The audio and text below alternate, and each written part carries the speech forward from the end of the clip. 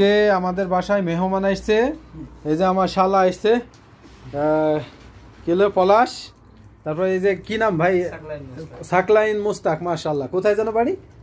গোয়ালগ্রাম, আমাদের সব এলাকার। এই যে আমাদের মুস্তাক, এই যে আমাদের আব্দুল হালিম। তো সব আমরা একদম নিজের এলাকার মধ্যেই আছি ঘুরে ফিরে। তো যাই হোক, আজকে আবার এটা আসছিল, মাসির আসছিল, মাসিরের সাথে কথা বললাম, মাসির দেখা করে গেল। ছোলা দিও না, ওর মধ্যে ছোলা খাইলে এটা টেস্ট হবে। তো সবাই আসছে, সবারই সাথে দেখা করতেছি, ভালো লাগছে। আমরা এমন একটা পজিশনে আছি যে খুঁজে ই করা লাগবে না, দাও খোঁজা লাগবে না।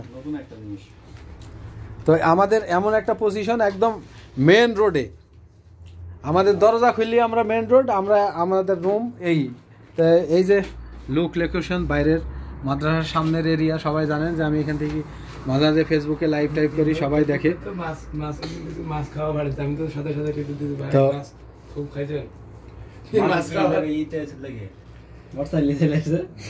মাসির এই যে এখানেই আছে, ভাই আছে, আলেক ভাই আছে, সোহাগ আছে, আলেক, সোহাগ, ইসাদুল, তারপরে জাহিদ, ওরা একরমে থাকে। আমাদের এখান থেকে হাইটে গেলে 15 মিনিট লাগবে, 3 কিলো দূরে থাকে।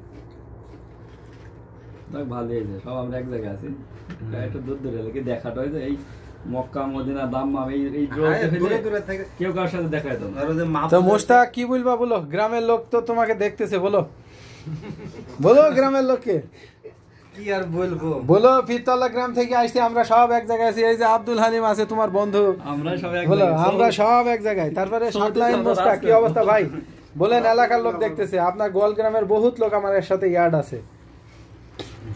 আমরা যে এক জায়গায় দেখা করতে পারছি, এটাই আমার ভালো, আলহামদুলিল্লাহ।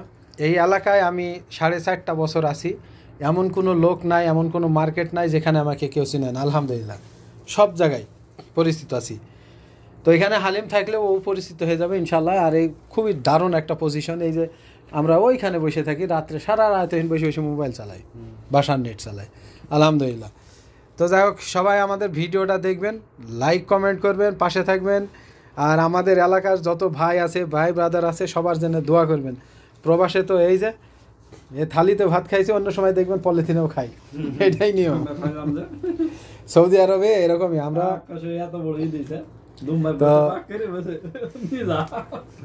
তো এটা আসলে সৌদি আরব প্রবাস এরকমই, যার সাথে দেখা হয়, গ্রামের লোকের সাথে দেখা হলে তখন মনে হয় যে এটাই আমার গ্রাম, এটাই আমার আত্মীয়, এটা আমার কলিজার লোক, একদম নিজের লোক, এরকম।